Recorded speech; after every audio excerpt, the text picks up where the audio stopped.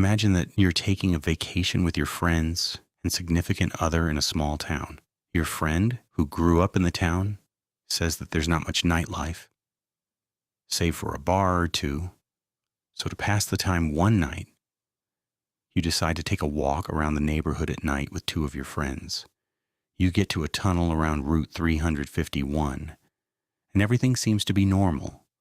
A car or two passes, one of your friends is chatting about one thing or another.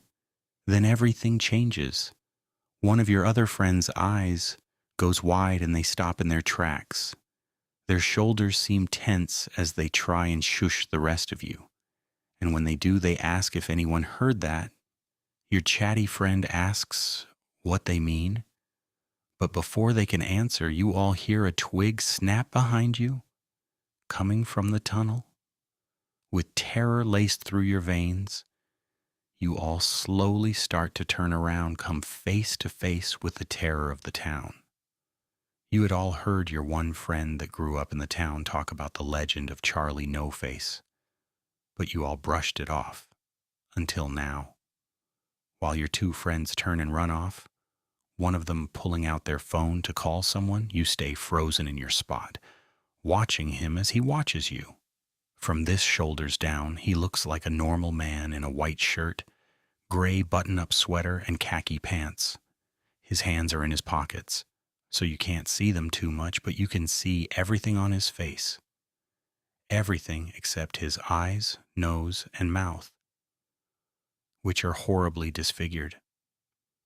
His eyes are completely gone, leaving dents of skin where the sockets should be, and a hole lays where his nose would have been. There's a large hump of skin that bubbles up beneath that, and his lips seem to be sucked into his mouth. His skin, though a light cream under the dimly lit lamps, glows a soft shade of green. You see him open what would be his mouth to say something, but you hear your name being called behind you. You turn to shout at your friends, but when you turn back to where the man was, he's gone.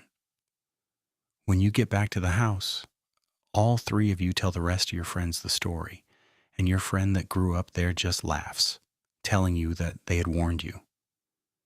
The two friends that are with you say how monstrous he was, but you say that he seemed fine, just a bit disfigured. Again, the friend that grew up there shakes their head before eventually nodding. That's Charlie No-Face for ya, they laugh. Like I said in the story, Ellwood City, Pennsylvania is not known for its nightlife at all. So, when high schoolers spend time along Route 351 and in front of Piney Fork Tunnel, it's basically the same as other teens hunting for the Jersey Devil, Goatman, or Bigfoot. You expect some cheap thrills on the back of folklore, and not much else. Maya Ranchode, a young resident, was quoted by saying, "Everyone grew up hearing about the Green Man, but it's one of those things where you don't really think you're going to see anything. It's a ghost story, something your parents talk about around a fire pit. But we still did it, and it was still scary, even though we knew it wasn't real. People have been looking for the Green Man for almost 100 years. If you had the guts, you went out and tried to find him." Little did she know that this ghost story had a backbone. In fact, the glowing Green Man happened to be none other than another resident, Raymond Robinson. Born on October 29th, 1910 in Beaver, Pennsylvania, was a normal child. He had friends, played outside, had a loving family, and went to school. Sadly, in early August 1919, 8-year-old Ray Robinson was walking with his sister and a few friends in Newcastle when they noticed a bird's nest perched atop a tree next to an abandoned trolley trestle. Ray wanted to get a closer look, so like any fearless kid back then, he climbed up, but he accidentally touched the wire that had once powered the trolley, causing him to get electrocuted severely and fall back to the ground. His nose, lips, ears, and eyes were all gone or misshapen, his arms were maimed, and one of his hands was blown clean off. Because of this disfigurement, many kids and even adults grew terrified of him, so much so that he had to stay inside, away from the world, for many years. During her interview, Maya Rancho talked about her experiences, but also her own father's with the Green Man. He had told her once that Ray developed a reputation for walking around Route 351 and neighboring roads in Beaver County at night.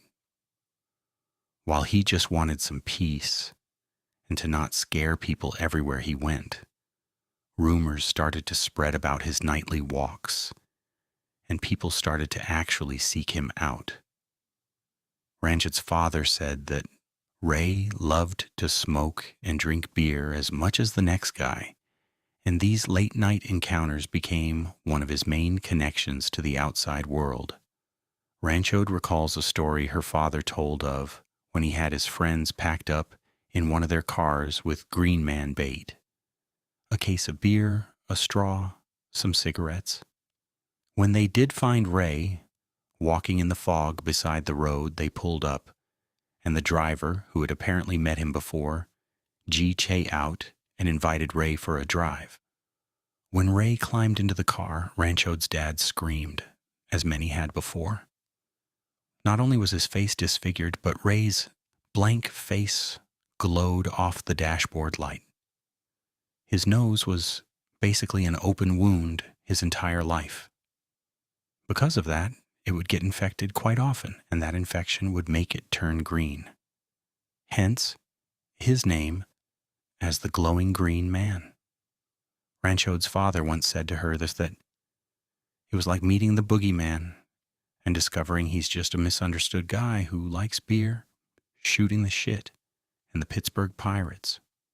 When Ranchod pulled up photos of Ray online and showed them to her dad, he stayed silent for a while. And when he did speak, he only said was that he was sorry he was even scared of the man in the first place. Beneath all of that disfigurement was a human being, a real person, someone who endured one of the most tragic lives. Sadly, not all of Raymond's nightly walks ended up like the one with Ranchod's father.